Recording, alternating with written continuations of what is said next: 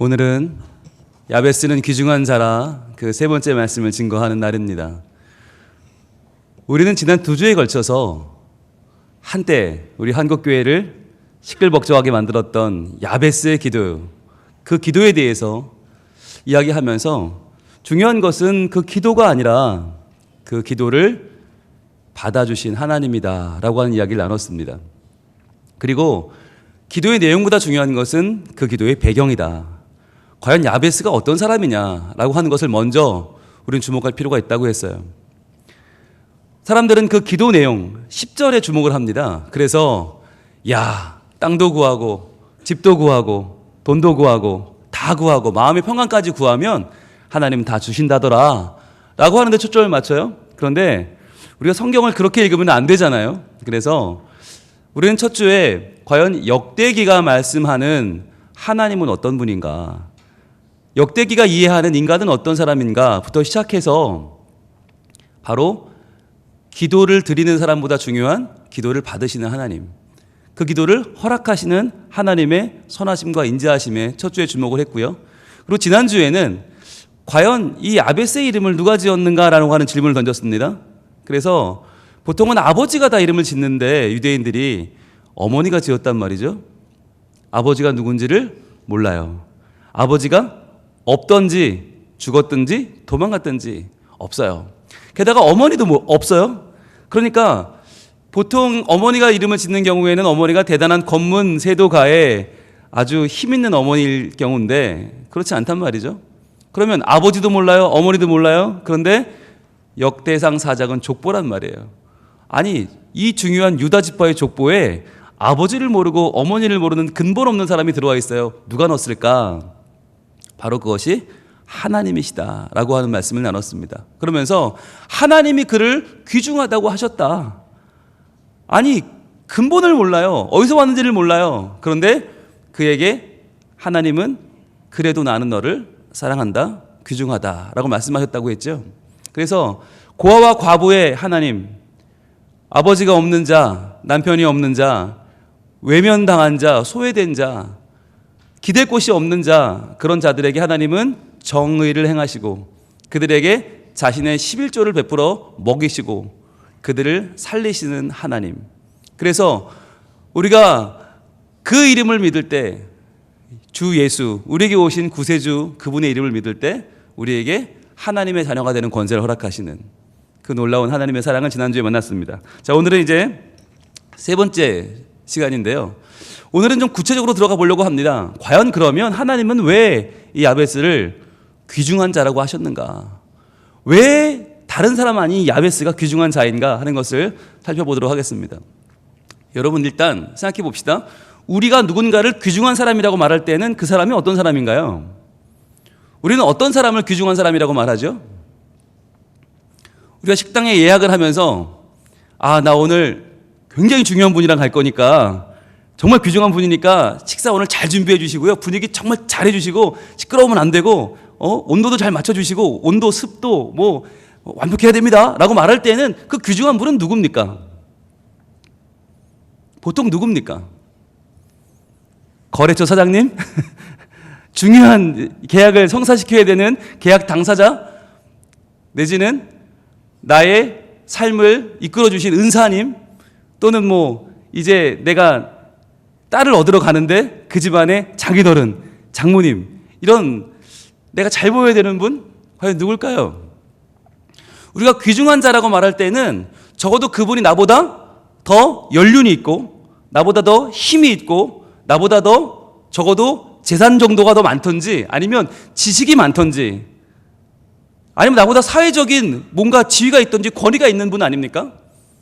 내가 그분을 정말 귀중한 분이니까 오늘 정말 신경 써달라고 말할 때는 그분에게 내 많은 게 걸려있는 분 아니에요? 적어도 그분이 내 앞날을 좌지우지할 수 있는 분 정도는 돼야 우리는 귀중한 분이라고 하는 표현을 씁니다. 그도 아니라면 나랑 그렇게 밀접하지 않다 하더라도 내가 감히 쳐다볼 수 없을 정도의 위엄을 가진 분, 그만큼 유명하든지 그만큼 대단하든지, 요즘 말로 금수저, 은수저, 흑수저가 있다면 누가 귀중한 자예요? 당연히 금수저죠. 그런데 우리가 이렇게 우리가 봐도 귀중하다는 사람은 특정한 사람들인데 하나님이 보신다면 과연 하나님은 누구를 귀중하다고 하실까요? 하나님의 기준은 뭘까요?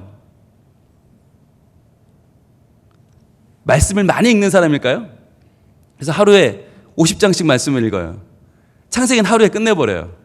우스워요. 출애굽기 읽고 힘이 남아서 레위기까지 읽어요. 그러면 하나님이 귀중하다 하실까?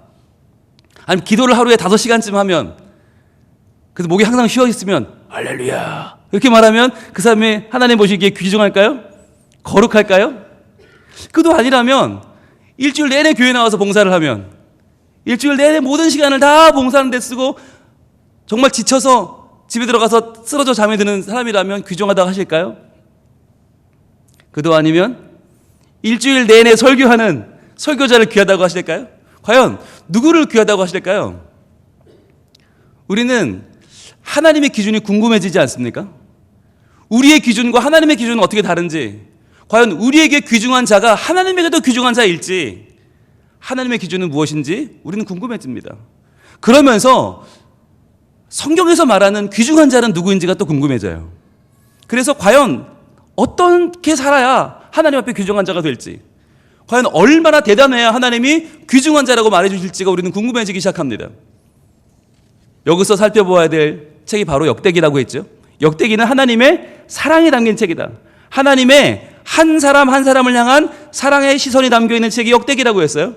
그래서 역대기는 하나님의 회복시키심과 하나님의 살리심, 하나님의 어루만지심이 잔뜩 들어있는 사랑이 가득한 따뜻한 책이라고 했어요.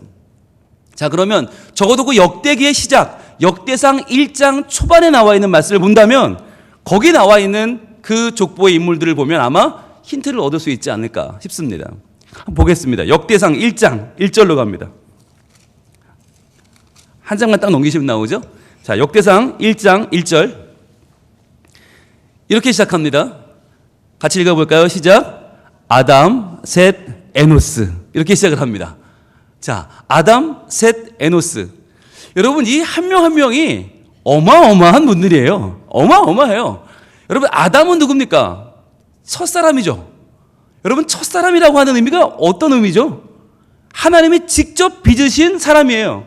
하나님의 손길이 만들었고요. 하나님의 숨결이 들어있고요. 하나님이 친히 자기 형상대로 만들었어요. 그러니까 다른 어떤 사람도 범접할 수가 없겠죠. 첫 작품이니까.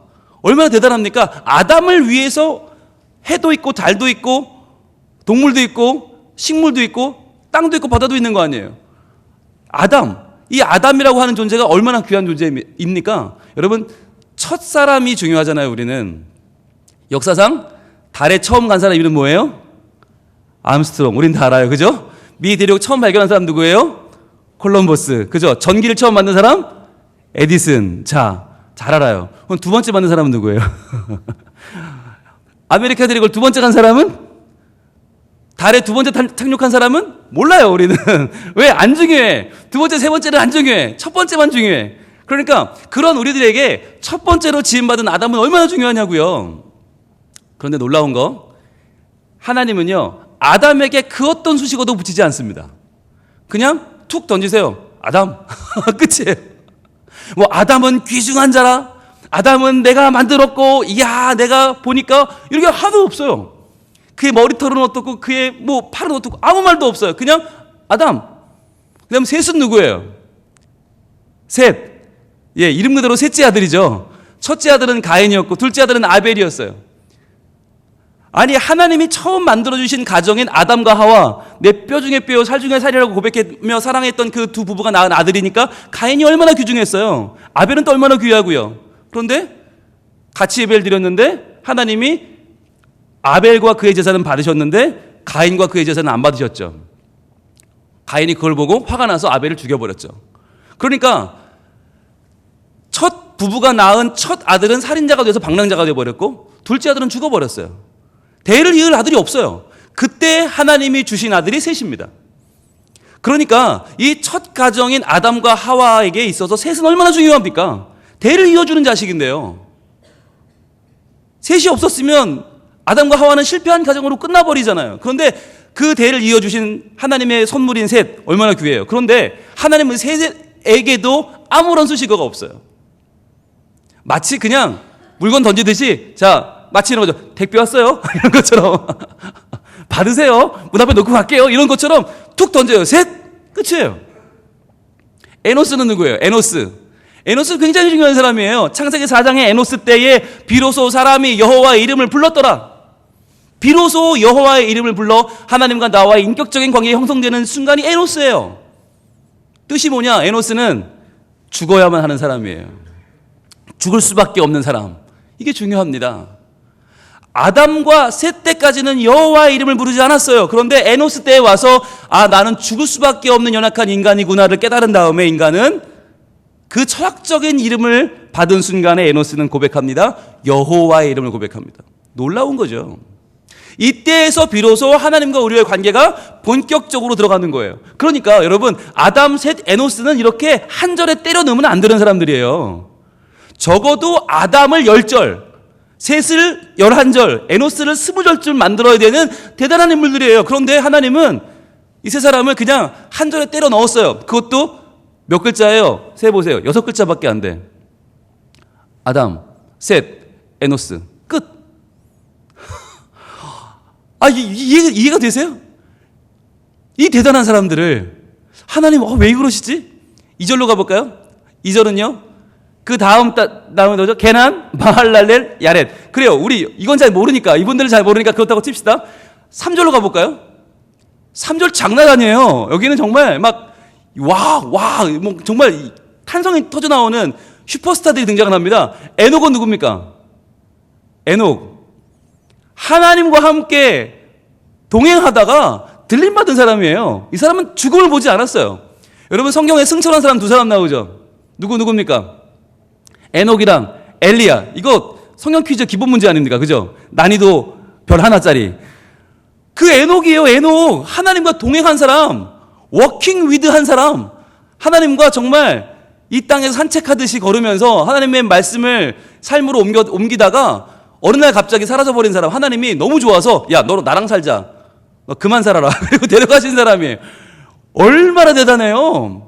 구약에 2명밖에 없어요. 신약에는 아예 없어요. 그런 에녹인데 하나님은 에녹에 대해서 귀중한 자라, 사랑하는 자라, 뭐 이런 말 한마디도 없어요. 그냥 툭 에녹.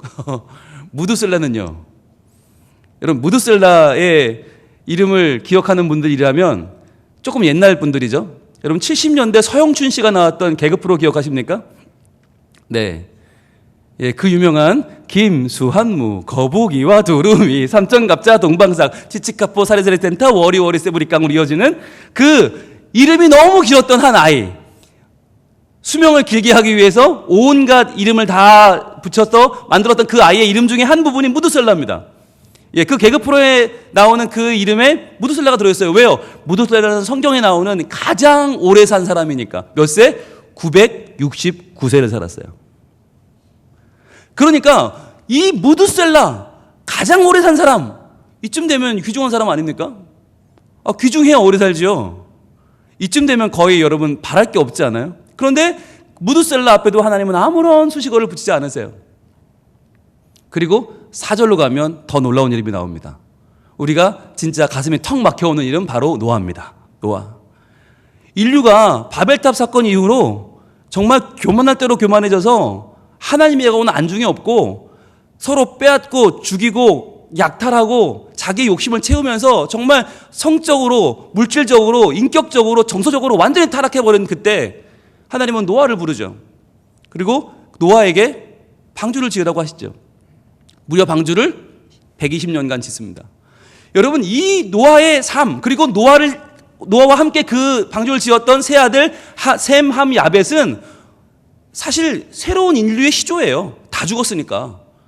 이 사람들 외엔 다 죽었으니까 이 사람은 또 다른 아담이고 또 다른 시조고 또 다른 굉장한 인류의 시작이죠. 자, 이렇게 어마어마한 사람들, 굉장한 사람들에게 하나님은 단 한마디도 수식어를 붙이지 않습니다. 우리를 보면 대단한 사람들이에요. 위대해요. 어마어마해요. 스타 중에 스타예요. 이 대단한 사람들, 그러나 하나님은 이들에게는 놀라울 정도로 침묵하십니다. 놀라울 정도로 침묵하세요. 그런데 바로 그러한 족보를 툭툭툭툭 던지시다가 오늘 비로소 역대상 4장 9절에 와서야 하나님은 누군가에게 수식어를 붙이기 시작합니다. 바로 오늘의 본문입니다. 같이 읽습니다. 역대상 4장 9절입니다. 시작. 야베스는 그의 형제보다 귀중한 자라. 그의 어머니가 이름하여 이르되 야베스라 하였으니 이는 내가 수고로이 낳았다 함이었더라. 쭉 족보가 이어오면서 단 한 번도 평가도 없고요. 단 한 번도 수식어가 없어요. 그냥 누가 누구를 낳고 누가 누구를 낳고 이렇게 족보예요. 족보인데 갑자기 하나님은 4장 9절에서 야베스는 그의 형제보다 귀중한 자라. 이 귀중하다는 말이 영광이라고 그랬잖아요. 카보드, 하나님의 묵직한 영광, 하나님의 놀라운 영광, 존귀함을 한 사람에게 나타내고 있습니다. 그게 누군데요? 아담도 아니고 노아도 아니고 무두셀라도 아니고 에녹도 아닌 왜 야베스입니까? 왜 야베스예요? 여러분 야베스란 이름 뜻이 뭡니까? 야베츠라는 말은요 이 본문에 나오는 또 다른 단어와 똑같습니다. 바로 수고로이 낳았다라고 할 때 수고가 오베츠입니다. 오베츠와 야베츠는 원어로 보면 거의 똑같습니다. 그러니까 야베스란 이름은 뭐냐? 수고로이 낳았다는 뜻인데 여러분 얼마나 고생에 낳으면 여러분 수고에 낳았다고 그럽니까? 웬만큼 힘들면 수고롭다고 하지도 않습니다. 왜? 애 낳는 건 원래 힘드니까.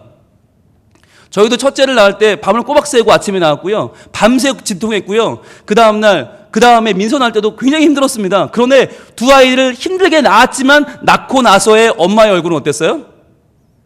고통은 사라지고 아이를 바라보면 빵긋빵긋 웃고 있더라고요. 그게 엄마 아니에요. 그러니까 웬만큼 힘들어서는 뭐 힘들다고 하지도 않아요. 그건 난산도 아니에요. 난산이라고 할 정도면 어때야 됩니까? 적어도 애가 거꾸로 있든지. 그래서 이건 뭐 나을 수가 없든지 옛날의 기술로는 나을 수가 없든지 아니면 탯줄이 애 목을 감았던지 뭔가 뱃속에서 뭔가 정말 말할 수 없는 일이 일어나서 이 아이가 태어날 수 없는 그런 지경까지 이르러서 엄마가 이 아이를 낳을 수가 없는 너무나 고통스러운데 엄마도 죽을 것 같고 아이도 죽을 것 같고 이건 정말 둘 다 살릴 수 없는 극악무도한 상황까지 가야 이 당시에는 그게 수고로이 낳은 거 아니에요? 이 당시에 뭐 제왕절개 수술이 있어요. 뭐 무슨 유도 주사가 있어요. 뭐가 있어요? 아무것도 없어요. 그러니까 웬만한 난산은 난산도 아니에요. 그런데 그 시대에 수고로이 낳았다고 할 정도면요. 엄마가 거의 죽을 뻔한 거죠. 그리고 이 아이도 죽을 뻔한 거죠. 게다가 그렇게 수고로이 낳은 이 아이, 그 난산을 통해 낳은 아이는 과연 정상이었을까? 아마 이 아이는 평생을 그 태어날 때에 엄마 뱃속에서부터 있었던 아픔과 고난을 운명처럼 지고 살아야 하지 않았을까요? 그래서 엄마는 이 아이에게 고통이라는 이름을 줍니다. 오베츠. 그 수고, 내가 너를 통해 나는 너무 고생했어라고 하는 고통, 고생, 고난이라는 이름을 이 아이에게 야베스라고 줍니다. 여러분 얼마나 엄마의 사랑이 큽니까?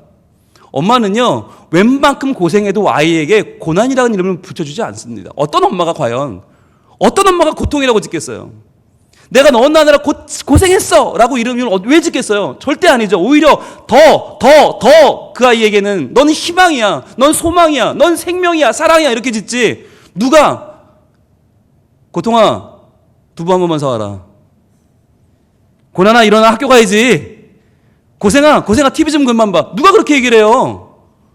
절대 그렇게 안 짓지. 그런데 너무 힘들었으니까, 너무 죽을 것 같으니까 도저히 그 머릿속에 이름을 지을 것도 떠오르지 않아. 그럼 주변에서 산파가 애기 엄마 정신 차려요. 애 이름 뭐라 그래? 애 이름 뭐라 그래요? 아 힘들어요. 애 이름이 뭐냐고. 힘들어 죽겠어.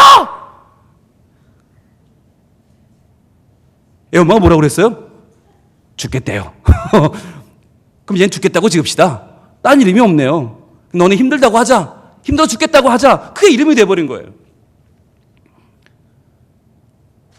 여러분, 이 야베스라고 하는 인물이 과연 어떻게 세상에 나왔는가? 과연 그의 시작이 어땠는가?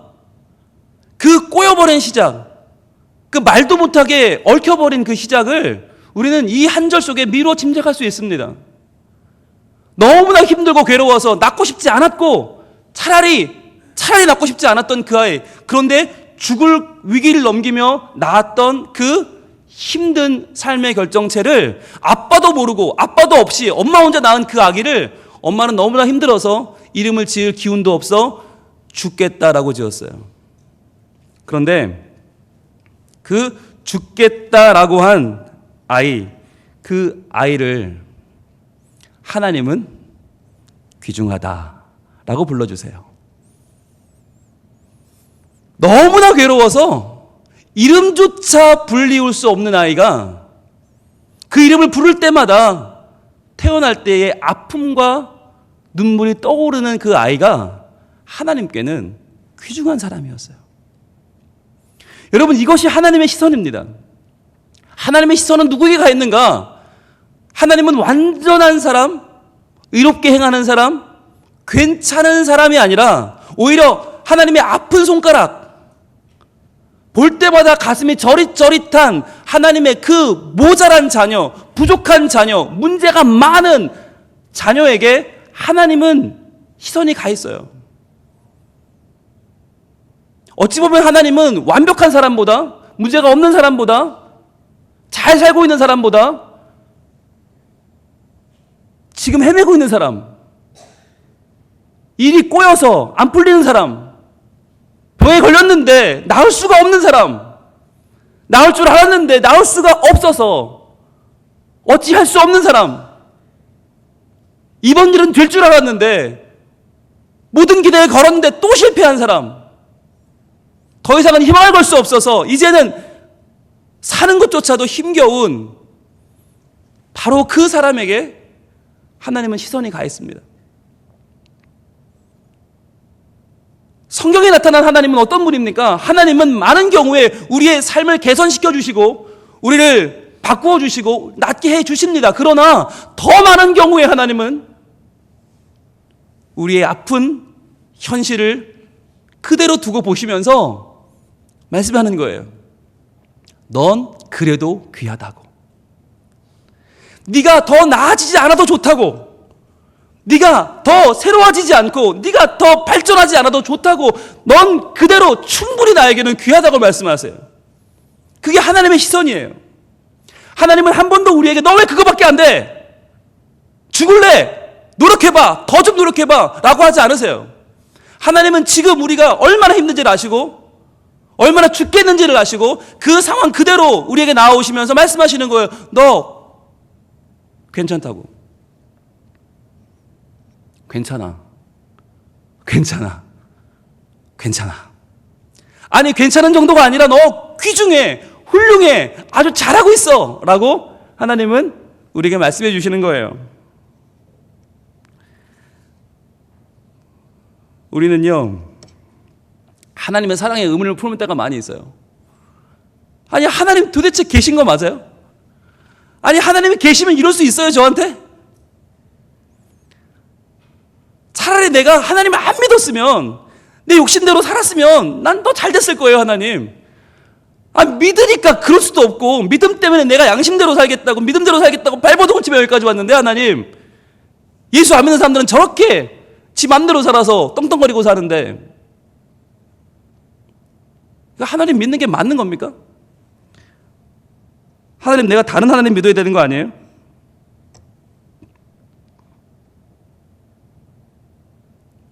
도무지 이해할 수 없는 상황 속에서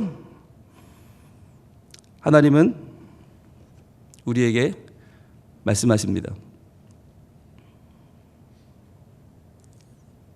넌 귀중하다고. 내가 널 귀중하다고 하는데, 내가 널 사랑하는데 문제가 있으면 어떠냐고. 병이 좀 있으면 어떠냐고. 일이 좀 안 풀리면 어떠냐고. 그보다 훨씬 더 너를 사랑하는 내가 있는데, 나를 믿는다며. 근데 너는 왜 돈 때문에 고민하고, 너는 왜 건강 때문에, 명예 때문에 내가 있니 없니 말을 하느냐고. 내가 너를 여전히 귀하다고 하지 않느냐고. 고통으로 나와서 고통으로 살았던 야베스를 그 고통, 고난, 고생, 오베츠라고 불렸던 그 야베스를 귀중하다 하시는 하나님께서 우리에게 지금 다가오십니다. 그리고 말씀하십니다. 그게 어때? 뭐가 어때? 그래서 뭐 안 죽어. 죽는다 소리 좀 하지 마. 내가 널 귀중하다고 하는데, 내가 널 사랑하는데 왜 죽어? 어딜 죽어? 라고 하시는 거예요. 여러분, 이 야베스만큼이나 성경에는요, 이름이 험한 사람이 또 나와요. 이름이 정말 야 어떻게 이렇게 지었냐 하는 사람이 또 나와요. 누구냐면 바로 욥이에요. 욥기의 주인공 욥. 여러분, 욥이 얼마나 정말 하나님 앞에 원망 그 자체의 삶을 살았잖아요. 원망할 수밖에 없는 삶? 정말 가슴 터지는 삶을 살았잖아요. 어떤 삶을 살았어요?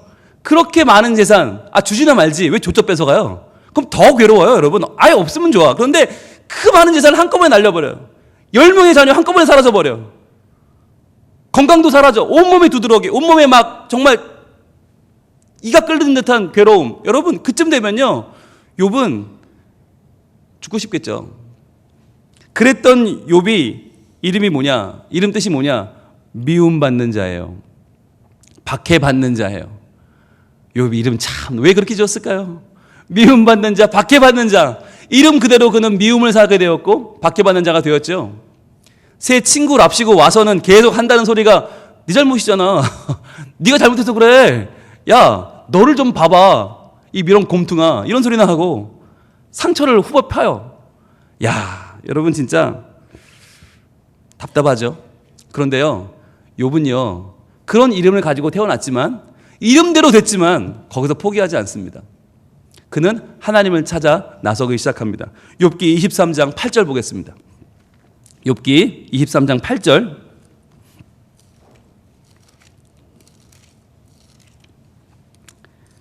같이 읽겠습니다. 시작.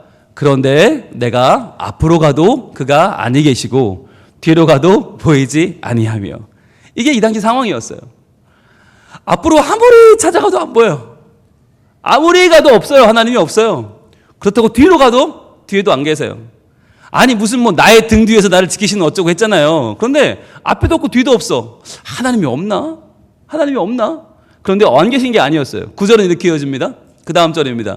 그가 왼쪽에서 일하시나 내가 만날 수 없고 그가 오른쪽으로 돌이키시나 배울 수 없구나.